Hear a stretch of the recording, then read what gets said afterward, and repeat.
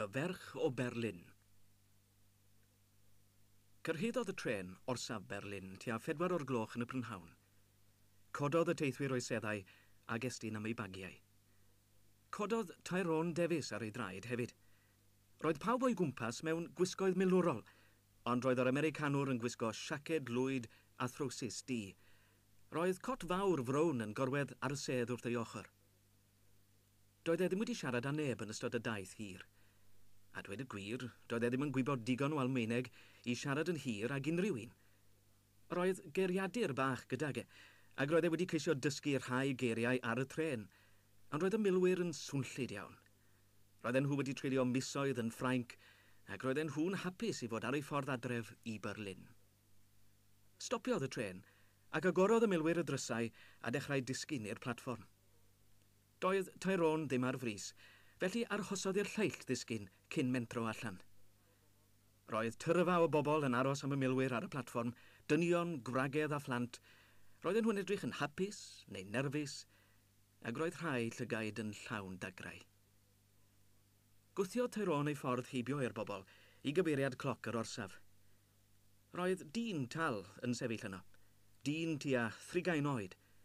Roedd gwallt gwyn ganddo, ac roedd e'n dal cas lledr yn ei law. Aeth Tyrone yn syth ato. Herr Meyer. Trodd y dyn ato a gwenu. Ie, Olaf Meyer ydw i. Croeso i Berlin, Mr Davies. Ysgwydon nhw ddwylo. Mae car dy fi o flaen yr orsaf, meddai Olaf. Dewch ymlaen. Dilynodd Tyrone i'r lle roedd hen Mercedes wedi barcio. Fe awn i i'ch fflat, meddai Olaf. Rhowch eich bag yn y cefn. Tra oedd nhw'n gyrru trwy'r ddinas, sylwodd yr Americanwr ar dau heb do neu heb wydr yn y ffenestri. Weithiau, dim ond adfeilion oedd ar ôl.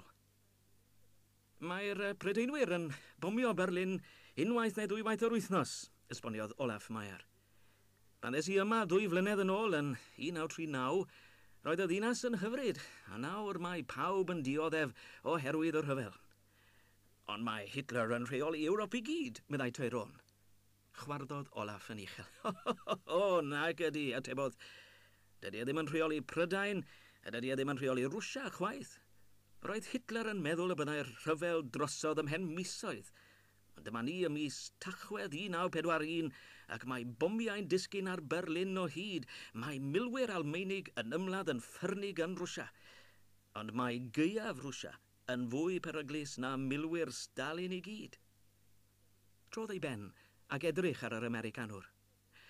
Rydw i'n dod o Sweden, meddai. Mae Sweden yn wlad niwtral, fel America, ond rydyn ni'n gobeithio bydd Hitler yn colli'r rhyfel yma. Fel arall, does gan Ewrop ddim dyfodol o gwbl. Mae'r Americanwyr yn meddwl fel chi, Olaf, atebodd Tyrone. Ond fel gohebydd papur newydd, fedra i ddim ochri da neb. Stopiodd Olaf Meyer y car o flaen y deilawr. Aeth Tyrone i agor drws y car, ond rhoddodd Olaf ei law ar y fraich yr Americanwr, ac meddai'n ddifrifol, rydyn ni'n gallu siarad yn onest yn y car, ond mae'n rhaid bod yn ofalus ym mhobman arall. Mae clistiau maen dar Gestapo. Roedd y fflat yn lan a thaclus, ond doedd dim bwyd yn y gegin. Doedd Carlton ddim yn hoffi coginio, esboniodd Olaf. Roedd e'n mynd allan i fwyta bob tro, ond pidiwch â phoeni, gadewch eich pethau yma, byddwn ni'n bwyta mewn tŷ bwyta heno. Pan gyrhaeddon nhw'r tŷ bwyta, dywisodd Olaf fwrdd yng nghornel yr ystafell. Doedd y lle ddim yn brysur a daeth gweinyddes at y bwrdd ar unwaith. Dangosodd hi fwydlen i Olaf, a dywedodd e rhywbeth wrthi yn Almaeneg. Ceuodd hi'r fwydlen ac aeth yn ôl i'r gegin. Ydych chi'n siarad Almaeneg? Gofynodd Olaf yn sydyn. Siglodd yr Americanwr ei ben. Dyna dreni, sylwodd y dyn o Sweden. Ond fe byddwch chi'n dysgu'r iaith yn gyflym. A dweud y gwir, doeddwn ni ddim yn disgwyl i neb gymryd lle Carlton. Arllwysodd Tyrone ddŵr i mewn i wydr. Rydych chi ddim yn nabod papurau newydd Hurst, meddai, gan wenu'n gynnil. Syth ar ôl marwolaeth Carlton, gysyltodd Efrog newydd a swyddfa Llundain lle roeddwn ni'n gweithio fel gohebydd. Roedd rhaid i fi adael Prydain yr un wythnos. Mae'n anodd teithio ar adeg rhyfel, ebe Olaf. Ydy, fes i Iwerddon mewn awyren ac o Iwerddon i Sbaen mewn cwch, Yna fe gymerais y tren trwy Sbaen, Ffrainc a'r Almaen. Daeth y ferch a chawl iddyn nhw, a 2 ddarn o fara sych. Danca, meddai Olaf wrth y ferch. Yna dywedodd wrth Tyrone, mae mwy o ddŵr na chig yn y cawl man, ond mae'n rhaid cofio bod pethau'n llawer gwaith ar ffrynt Rwsia ar hyn o bryd. Drannoeth, aeth o'r Americanwr ar y bws i'r swyddfa yng nghanol y ddinas. Cyflwynodd Olaf ef i'r gohebwyr eraill a oedd yn gweithio yn yr un swyddfa. Un o Japan, un o Eidal, un o Dwrci, ac un o dde America. Pan oedd Olaf a Tyrone ar eu pennau eu hunain amser cinio, rhoddodd Olaf rybydd i'r Americanwr. Peidiwch a dweud gormod pan fydd Mr. Yacamura neu Senior Cavallo yn bresennol, meddai, ond mae'r 2 arall yn iawn. A dweud y gwir, roedd y gohebwyr i gyd yn ymddangos yn gyfeillgar iawn, ond sylwodd Tyrone fod Yacamura a Cavallo eisiau gwybod popeth am America ac am agwedd yr Americanwyr tuag at yr rhyfel. Diolch i'r rybydd Olaf, roedd yr Americanwr wedi paratoi ateb iddyn nhw'n barod. Does dim syniad â fi, meddai. Dydw i ddim wedi bod gartref ers tro byd. Weithiau yn y nos, roedd awyrennau Prydeinig yn hedfan uwchben y brifddinas. Yna roedd rhaid i Tyrone adael i wely cyffyrddus a mynd i gysgu mewn lloches dan ddaear gyda phobl Berlin. Roedd wynebau'r Berlinwyr yn wyn yn y golau gwan, ac roedd Tyrone yn cofio nosweithiau tebyg dan ddaear yn Finsbury Park, Llundain. Does dim llawer o wahaniaeth rhwng pobl Berlin a phobl Llundain, meddyliodd. Beth hirt ydy rhyfel.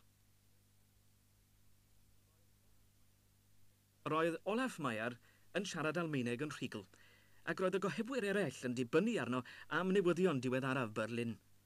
Doedd dim ond un ffôn yn y swyddfa, a phan gannau hwnnw, roedd pawb yn disgwyl i Olaf ei ateb. Roedd siopau'r brifddinas bron yn wag oherwydd yr rhyfel, ond doedd dim eisiau dim byd ar Olaf Maiar. Roedd e'n smygu Lucky Strike o America a sigarennau D o Dwrci. Roedd e'n gwisgo crysau sidan o Japan ac yn bwyta ffrwythau ffres bob dydd. Dyn hael oedd e, ac oedd e'n barod i rannu popeth gyda'i ffrindiau. Mae popeth ar gael ar y farchnad ddi, Tyrone, esboniodd wrth yr Americanwr. Os eisiau rhywbeth arna ti, rho wybod i fi ar unwaith. Wrth gwrs, roedd Tyrone yn dibynnu ar Olaf am yr erthyglau roedd ein hanfon i swyddfa bapurau Hearst yn Efrog Newydd. Fel arfer roedd Olaf yn paratoi 2 fersiwn o'r un eitem, un i'w swyddfa yn Stockholm ac un arall i swyddfa Tyrone yn America. Ond oedd e ddim yn cwyno o gwbl. Rydw i'n hapus i ymarfer fy Saesneg gyda ti, meddai wrth yr Americanwr. Ar ôl y rhyfel, fe fyddai'n ymweld â ti yn America, fallai. Weithiau yn y nos, byddai Olaf yn mynd â Tyrone i un o'r clybiau preifat yng nghanol y ddinas. Roedd y clybiau'n fywiog iawn ac yn llawn o ferched. Doedd dim llawer o ddynion ifanc gan fod y mwyafrif ohonyn nhw i ffwrdd yn y fyddin. Wyt ti'n lwcus, Tyrone, meddai Olaf wrth yr Americanwr. Beth yw dy oedran di? 2 ar 20, atebodd y llall. Rwyt ti'n ifanc. Mae gwallt melyn da ti, a llygaid glas. Mae merched y trydydd reich yn dwlu ar lanciau fel ti. Roedd hynny'n wir. Roedd Tyrone yn boblogaidd iawn yng nghlbyau Berlin. Roedd merched yn gofyn iddo ddawnsio gyda nhw, a mynd â nhw adref. Mae Berlin fel marchnad gwartheg, meddai Tyrone un noson. Ydy, cytunodd Olaf dan wenu'n hapus. Weithiau, byddai merch yn gofyn iddo fe ddawnsio hefyd. Roedd Tyrone yn mwynhau ei fywyd newydd yn y brifddinas. Roedd digon o arian ganddo cwmni da, music, lager a gwin, ond weithiau roedd e'n meddwl bod popeth yn rhy gyffyrddus, y merched yn rhy awyddus i blesio, a'i fywyd yn ffug ac yn wag. Yna, cwrddodd a Miriam. Fel arfer, roedd Olaf a Tyrone yn gadael y swyddfa am 1 o'r gloch ac yn mynd i gael aperitif mewn bar yn yr un stryd ar swyddfa. Ond un prynhawn, doedd Olaf ddim yn gallu mynd allan, gan ei fod e'n aros am alwad ffôn o Stockholm. Roedd y tywydd yn glir ac oer, felly penderfynodd Tyrone fynd am dro i barc bach roedd e wedi weld o'r bws ar ei ffordd i'r gwaith. Doedd y parc ddim yn rhy bell i ffwrdd, kilometr efallai. Roedd digon o amser ganddo i fynd yno a bod yn ôl yn y swyddfa erbyn 2 o'r gloch. Cyrhaeddodd y parc am 1/4 wedi 1, a tra oedd e'n mynd trwy'r glwyd, Cafodd gipolwg ar ferch oedd yn sefyll ar lan camlas y tu allan i'r parc. Roedd gan y ferch wallt hir tywyll, ac roedd hi'n gwylio hwyaid yn nofio ar y dŵr o'i blaen hi. Yn lle mynd i mewn i'r parc, trodd Tyrone a mynd i sefyll wrth ochr y ferch. Guten tag, meddai wrthi. Throdd y ferch mwy ffen. Guten tag, atebodd i mewn llais tawel. Petrusodd yr Americanwr am foment. Roedd e wedi cwrdd â llawer o ferched prydferth yng nglybiau nos y ddinas, ond dim un mor brydferth ar ferch hon. Roedd e'n gwybod nad oedd ei Almaeneg yn ddigon da i gynnal sgwrs gyda hi, felly, mae'n oer iawn, meddai wrthi, yn Saesneg. Ydy, mae'n oer, atebodd y ferch yn yr un iaith, ond ag acen Almaeneg. Edrychodd Tyrone arni. Doedd hi ddim yn gwisgo cot fawr, dim ond sgart a siwmper. Felly rydych chi'n siarad Saesneg, meddai fe. Ydw, tipyn bach. Roedd hi'n dal i edrych ar yr hwyaid. Meddyliodd Tyrone ei bod hi tua 2 ar 15 neu 19 oed. Ydych chi yn yr ysgol, gyfynodd. Siglodd y ferch ei ffen. Nac ydw. Ydych chi'n gweithio? Ydw. Roedd munud o ddistawrwydd. Yna gofynodd y ferch yn sydyn. O ble rydych chi'n dod? O'r unol daleithiau, tebodd Tyrone yn falch. O Efrog Newydd. Roedd e'n awyddus i wybod mwy am y ferch. Ble rydych chi'n gweithio? Gyfynodd iddi. Mewn siop, mewn ffatri.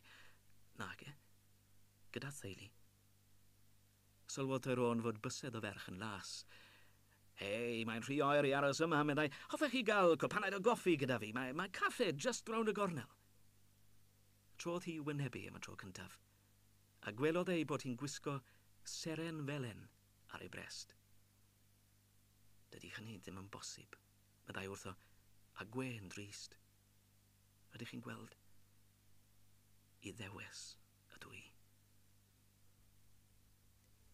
Drannoedd, aeth Tyrone yn ôl at y gamlas. Y tro hwn roedd rhaid iddo aros am 5 munud cyn i'r ferch ddod. Siarhadodd nhw am 20 munud. Dywedodd y ferch mai Miriam Jacob oedd ei henw, a'i bod hi'n 19 mlwydd oed.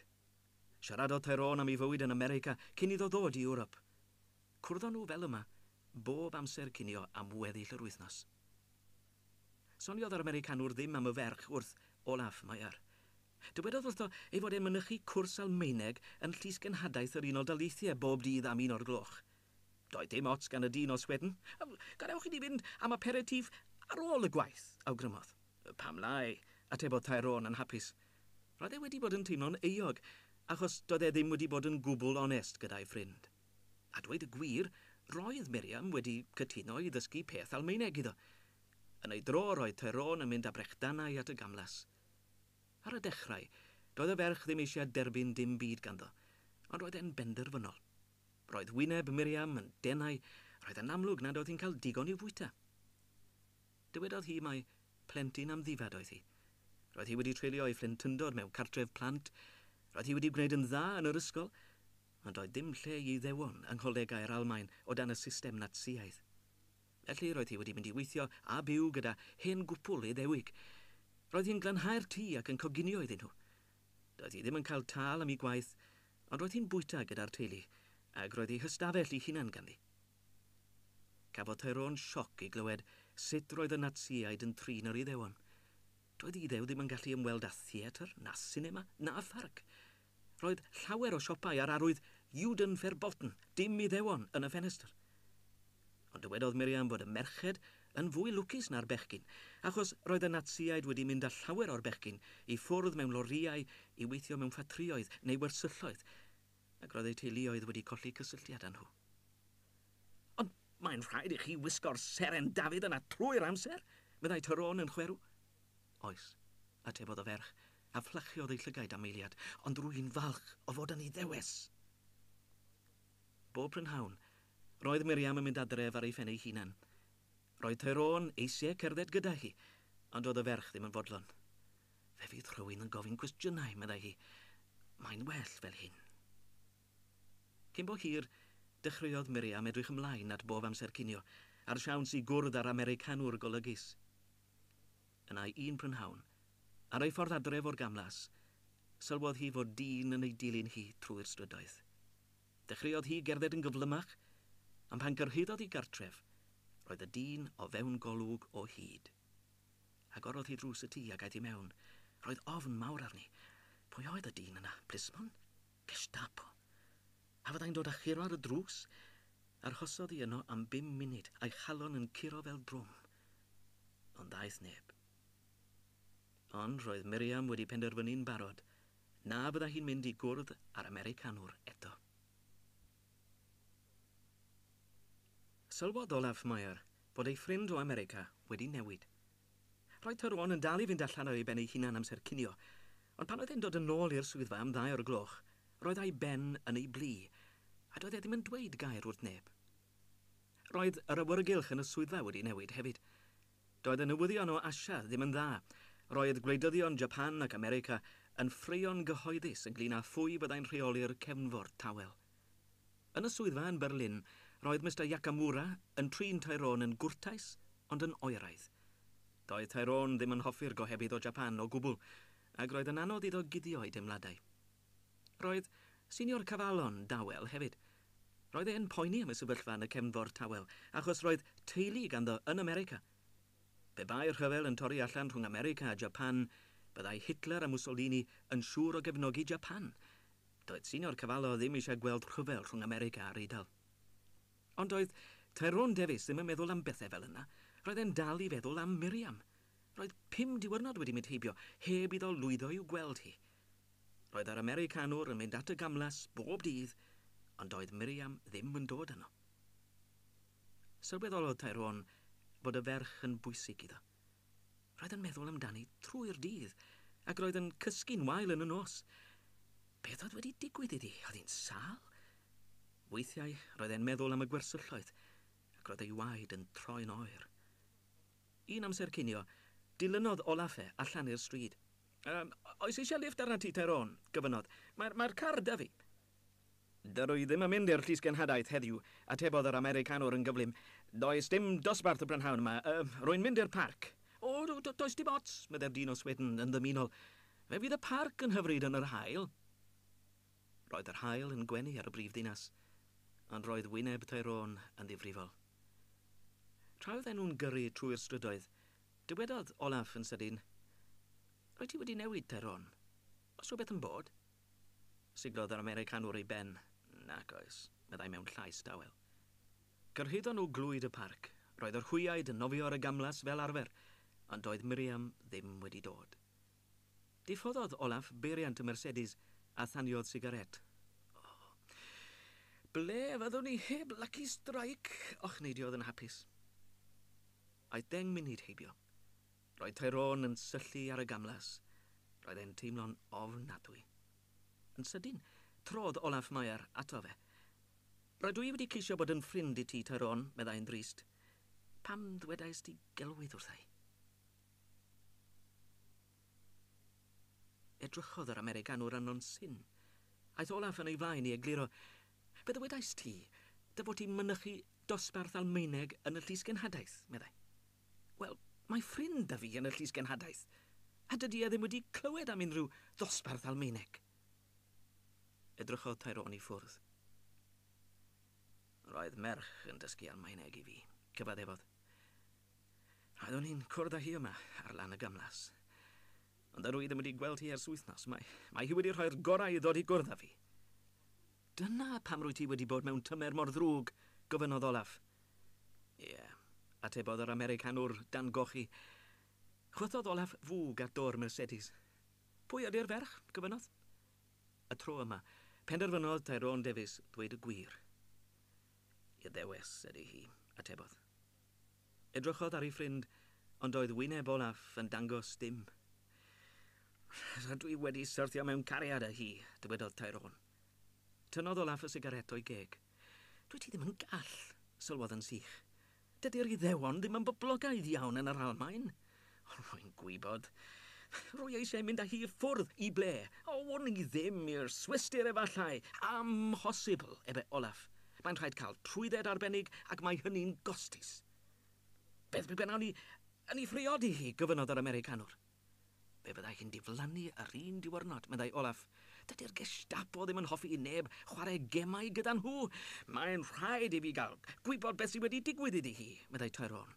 Efallai bod hi wedi diflannu'n barod. Fe a fi I siarad ar llys genad Americanaidd, rwy'n gwybod enw'r ferch. Och neidiodd Olaf Meier yn ddwfn. Roedd Tyrone yn swnio'n benderfynol iawn. Byddai dyn ifanc fel ef yn gallu achosi llawer o drafferth I bawb. Penderfynodd y dyn o Sweden fod yn onest gydag e. Ar ôl siarad â fy ffrind yn y llys genhadaeth Americanaidd, meddai, fe ddechreuais I boeni amdana ti. Un prynhawn fe ddilynais I ti i'r parc. Yno fe gwrddais ti am merch. Pan aeth y ferch adref, fe ddilynais I weld lle roedd hi'n byw. Fe welodd hi fi. Dyna pam mae hi wedi peidio am mynd i'r parc. Gwrandawodd Tyrone arno heb ddweud gair. Mae'n drwg gen I, meddai Olaf. Ond roeddet ti'n newydd yn Berlin, doeddwn I ddim eisiau dy weld ti'n cael helynt. Trodd yr Americanwr ato'n sydyn. Ble mae hi'n byw, gyfanodd. Gan ddal braich I ffrind, mae'n rhaid I fi ei gweld hi eto. Agorodd Olaf y ffenestr a thaflu'r sigaret ar y palmant. Mae hi'n byw mewn geto ar ben arall y parc, meddai. Fe roi'r cyfeiriad I ti, ond yn fy marn I, fe fyddai'n well I ti anghofio'r ferch na'n llwyr.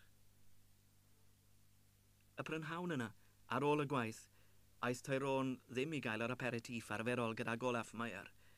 Aeth ar y bws i'r parc, ac wedyn croesodd y parc. Roedd hi bron yn nos.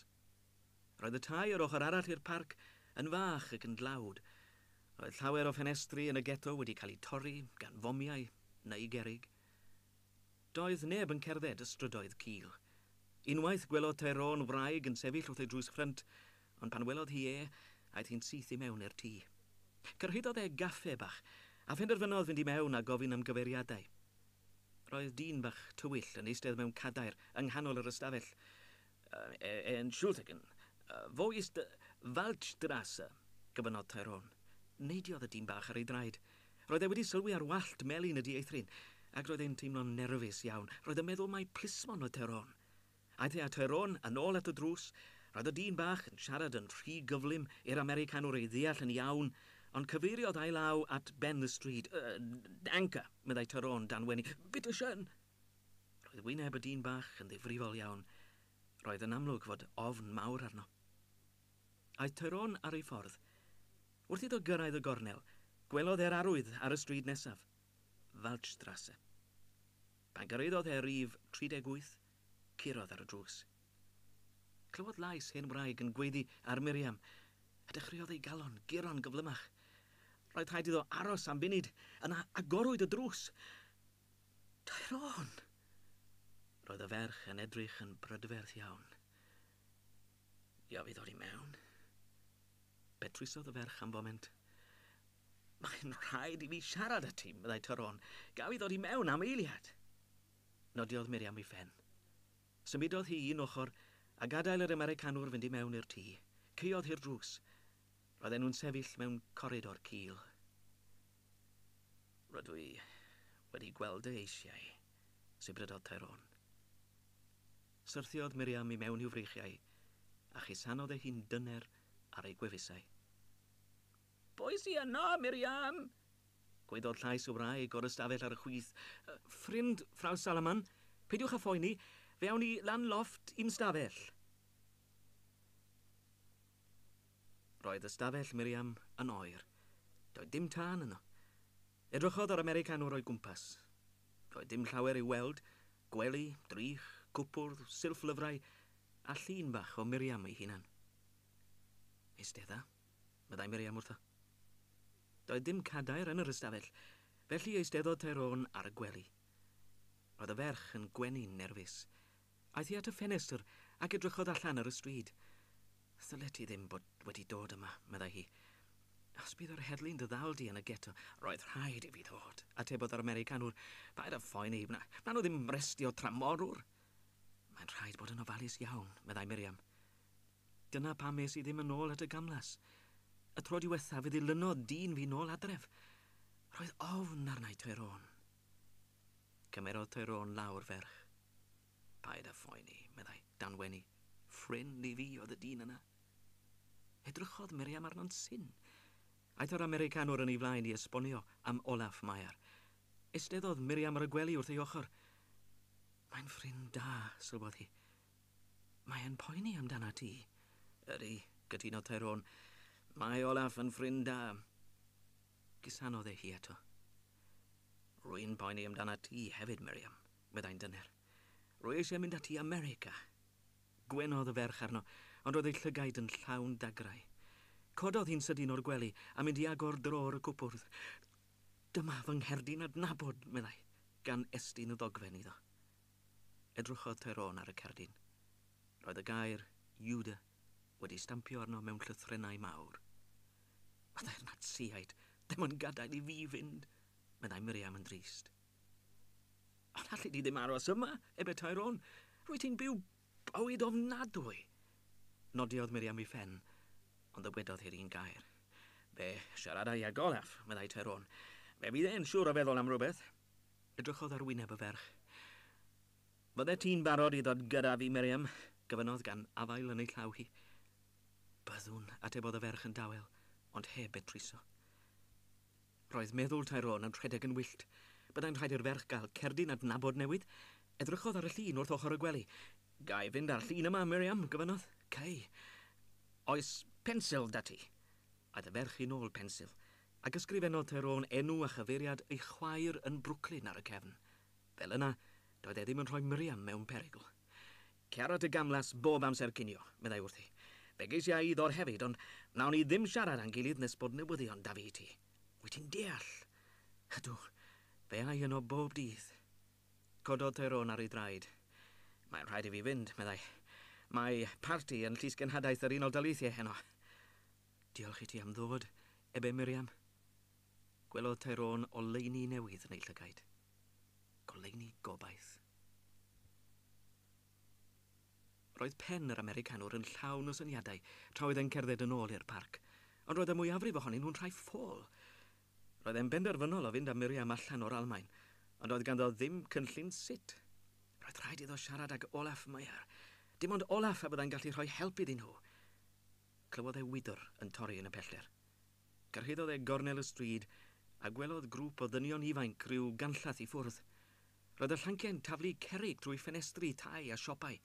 Roedden nhw'n chwerthin ac yn gweddi, Iwdan, raws! Mewn lleisiau uchel. Arhosodd Tyrone wrth y gornel. Doedd e ddim eisiau trafferth yma yn y geto, ond roedd ei dymer yn codi bob eiliad. Roedd e'n meddwl am di Miriam a'r teulu Salaman. Be bai'r llanciau ma'n mynd i'r Falchstrasse? Ond wrth lwc, trodd y grŵp i gyfeiriad y parc. Doedden nhw ddim eisiau mynd yn bell i mewn i strydoedd cil y geto. Penderfynodd yr Americanwr ei dilyn nhw, ond heb bentro'n rhy agos. Erbyn hyn roedd y grŵp yn canu caneuon Natsiaidd. Roedd rhai ohonyn nhw'n gwisgo dillad milwrol. Pan gyrhaeddon nhw'r ffordd fawr, aeth y mwyafrif i mewn i gaffe, ond penderfynodd 2 ohonyn nhw groesi'r ffordd a mynd i mewn i'r parc. Aeth Tyrone ar ei hôl i'r tywyllwch. Roedd e'n gallu ei dilyn nhw'n rhwydd, achos roedden nhw'n siarad a chwerthin yn ddi-baid. Dechreuodd yr Americanwr gerdded yn gyflymach. Roedd yn teimlo'n ddig iawn, ond roedd yn meddwl yn glir. Gyda nacht, meddai'n uchel. Trodd un o'r dynion i weld pwy oedd yno. Bwrio Tyrone efo'i holl nerth, a foment nesaf roedd yr Almaenwr yn gorwedd ar y ddaear dan ryddfan. Fasig Orffennodd yr ail ddyn mor frawddeg. Milwr oedd e, ond oedd ei brofiad milwrol ddim yn gallu ei helpu nawr. Roedd Tyrone Davies wedi dysgu ymladd ar strydoedd Brooklyn, ac roedd wedi dysgu'n dda. Ciciodd yr Almaenwr yn ei fola, a syrthiodd y milwr i'r llawr dan bysychu. Ciciodd Tyrone eto, ac aeth y dyn yn ddistaw. Penliniodd yr Americanwr wrth ochr y milwr. A pen eiliad roedd e wedi dod o hyd i'w lawddryll a'i roi yn ei boced. Cododd Tyrone ar ei draed ac edrych o'i gwmpas. Doedd neb i weld. Cerddodd allan o'r parc, heb edrych yn ôl. Felly, wyt ti eisiau gweld ffrant Rwsia? Meddai Olaf Maer. Ydw, atebodd Tyrone. Bydd rhaid i fi gael caniatad arbennig. Bydd. Roedd Olaf yn eistedd y tu ôl i'w ddesg yn y swyddfa, ac roedd yr Americanwr yn eistedd gyferbyn ag e. Roedd Olaf yn smygu sigaret ffrengig, ond roedd pecyn o Lucky Strike ar y ddesg o'i flaen. Siarada â Senior Cavallo, awgrymodd wrth Tyrone. Mae ffrindiau da fe yn y gwasanaeth propaganda. Edrychodd Olaf ar ei wat. Mae'n 1 o'r gloch, meddai. Amser cinio. Rwy'n dab hob di I aperitif yn y caffe. Mae fy nghar y tu allan i'r swyddfa. Unwaith ei bod yn y car, roedd y ddau ddyn yn gallu siarad yn agored. Rhai misoedd ynghynt, roedd Olaf wedi darganfod meicroffon bach y tu ôl i'r golau yn y swyddfa. Dyna sut roedd o'r heddlu cudd yn cadw llygad ar y gohebwyr a help Mr Yakamura efallai. Sut roeddwn ni, gyfynodd Tyrone a gwen bach nerfus. Perffaith! Pan fydd y Gestapo yn clywed efo ti am ymweld â ffrynt Rwsia, bydd dim problem o gwbl. Wedyn, bydd dim problem yn ffrindiau I rwbio'r gair Rwsia I ffwrdd a gosod y swistir yn ei le. Taniodd Olaf sigaret. Roedd e'n meddwl yn dwys. Rwy'n gobeithio dyfod ti'n siŵr am dy benderfyniad, Tyrone, meddai. Fe fyddi di'n mentro dy fywyd wrth geisio dianc gyda'r ferch. Rwy'n siŵr. Rwy wedi cael llon bol o'r Almaen erbyn hyn, chwarddodd Olaf yn chwerw. Mae llawer o Almaenwyr yn teimlo'r un fath, sylwodd. Trodd yr Americanwr ato. Wel, pam nad ydyn nhw ddim yn gwneud dim byd te, gyfynodd. Oherwydd y Gestapo, yr SS, mudiad ieuenctid Hitler, atebodd y dyn o Sweden. Mae ysbiwyr ar bob cornel, ym mhob teulu efallai. Rwy ti'n mentro tipyn wrth o'i helpu mi, ebe Tyrone. Paid â phoeni amdana I, atebodd Olaf. Ti sy'n mentro dy fywyd. Cododd yr Americanwr I ysgwyddau. Rwy'n barod I farw dros Miriam, meddai'n syml. Ond wyt ti'n siŵr I bod hi'n deall y sefyllfa? Ydy, mae hi'n deall nad oes ddyfodol iddi hi yn y wlad yma. Tynnodd Olaf yn ddwfn ar ei sigaret. Roedd Tyrone wedi dweud y gwir. Fe fydd eisiau papurau ffug arni hi, meddai wrth Tyrone. Bydd. Fydd y ffrindiau di'n gallu trefnu hynny hefyd. Fe fydd eisiau llun o'r ferch I ddechrau. Tynnodd Tyrone lun Miriam o'i boced a'i ddangos i'w ffrind. Wel, gwenodd Olaf. Rwy ti wedi meddwl am bopeth. Rwy'n dysgu'n gyflym, atebodd Tyrone yn ddifrifol. Rhoddodd Olaf y llun ym mhoced ei got fawr. Rhaid I ti ymddiried yn o'i am ffrindiau, meddai. Wrth gwrs, Olaf. Mae'n rhaid I ni ymddiried yn o ti hefyd, sylwodd Olaf a gwen bach. Edrychodd Tyrone anon syn. Doedd e ddim yn deall. Ymddiried yn o'i? Ie, Tyrone. Ti'n gweld, weithiau mae'r Gestapo yn cyflogi pobl fel ti I osod magl I bobl fel fi. Roedd Senior Cavallo yn fodlon helpu'r Americanwr ifanc I gael caniatad I ymweld â ffrynt Rwsia cyn y Nadolig. A dweud y gwir, person dymunol iawn oedd Cavallo. Fel llawer o Eidalwyr, doedd e ddim yn hoffi'r rhyfel. Roedd e eisiau byw mewn heddwch, ond yn anffodus roedd Mussolini, unben yr Eidal a'i giwed o ffasgiaid, wedi penderfynu cefnogi'r Almaen yn yr rhyfel yn erbyn Prydain a Rwsia. Roedd gan Cavallo lawer o ffrindiau yn Berlin, aeth yn syth I ffonio ffrind yn y gwasanaeth propaganda. Fore tranoeth am 10 o'r gloch, roedd Tyrone Davies yn sefyll o flaen adeilad mawr yng nghanol y brifddinas, yn dangos ei gerdyn adnabod I filwr oedd yn gwisgo dillad swyddogol yr SS. Edrychodd y milwr yn ofalus ar y cerdyn, cyn gadael iddo fynd I mewn i'r adeilad. Aeth Tyrone I mewn I neuad lle roedd milwr arall yn eistedd y tu ôl I ddesg fawr. Entschuldigen, meddai Tyrone. Major von Stahl. Cyfeiriodd y milwr a drws yng nghornel y neuadd. Danke, meddai Tyrone, a roedd y milwr wedi colli diddordeb yn barod. Roedd arwydd ar y drws. Mae o'r Conrad von Stahl, propaganda. Curodd Tyrone ddwywaith ar y drws. Ia. Agorodd Tyrone y drws ac aeth I mewn. Roedd dyn tua 20 oed yn sefyll wrth y ffenestr. Symudodd at y ddesg yng nghanol yr ystafell a gwelodd Tyrone ei fod e'n gloff. Herr Davies. Nodiodd yr Americanwr I ben. Eisteddwch. Felly, chi sy eisiau ymweld â ffrynt Rwsia, eber uwch gapten mewn Saesneg perffaith. Yes, sir. Roedd llygaid llym yr Almaenwr yn syllu arno. Pam ydych chi eisiau mynd I le mor byryglis, gyfynodd. Cododd Tyrone I ysgwyddau. Rwy'n gweithio I bapurau newydd Randolph Hearst, atebodd. Mae pobl America eisiau gwybod popeth am y rhyfel yma yn Ewrop. Dydy'r bomio yn Berlin ddim yn ddigon iddyn nhw? Fe ddisgrifiais i'r bomio pan oeddwn I yn Llundain, atebodd Tyrone, heb ostwng ei lygaid. Beth am y bomio yn Llundain? gyfanodd Ferch yn sydyn. Oedd y Luftwaffe yn effeithiol? Oedd, atebodd Eynon, heb betruso. Allai fe ddim dweud bod awyrennau Reich Marshal Göring yn aneffeithiol? Gwenodd Ferch yn oeraidd. Pam dydych chi ddim yn dweud y gwir wrthai, Herr Davies, meddai. Tra oedd Eynon yn chwilio am ateb, neidiodd yr Almaenwr yn sydyn ar ei draed, gan daflu ei gadair yn ôl yn erbyn wal y swyddfa. Doedd e ddim yn gwenu nawr. Hoffech chi wybod beth rydw i'n feddwl o wasg America? Gyfanodd yn grac. Dywedodd Eynon yr un gair. Bwlturiaid ydych chi gyd. Roedd y swyddog yn gweiddi erbyn hyn ac roedd ei wyneb yn goch. Daeth i sefyll wrth ochr cadair yr Americanwr, a meddyliodd hwnnw fod yr Almaenwr yn mynd i roi ergyd iddo. Ia, bwlturiaid ydych chi, medda'r swyddog eto, a thimlodd Eynon boer yr Almaenwr ar ei wyneb. Bwlturiaid sy'n rhwygo cyrff milwyr yr Almaen yn llarpio ei llygaid. Roedd Eynon yn teimlo nerfus iawn. Roedd e'n gallu teimlo ei dymer e'n codi hefyd, ond oedd e ddim eisiau digio rhagor ar Ferch. Heb help yr Almaenwr, fyddai dim trwydde deithio iddo fe a dim siawns am ryddid i Miriam. Wrth lwc canodd y ffôn, ac roedd rhaid i Ferch i ateb. Roedd y swyddog ar y ffôn am 5 munud, a pan roddodd e'r derbynydd i lawr, roedd e wedi anghofio ei ddicter yn llwyr. Pryd ydych chi eisiau gadael Berlin am y ffrynt? Gyfanodd i Eynon. Hen wythnos os bydd hynny'n bosibl, Herr Mayor. Cymerodd Ferch ddogfen o dror y ddesg a dechrau ysgrifennu arni. Iawn, y 10 o Ragfyr felly. Fe fydd Capten Boc yn aros amdanoch chi yn yr orsaf am 9 o'r gloch y bore. Fe fydd e'n mynd gyda chi ar y tren.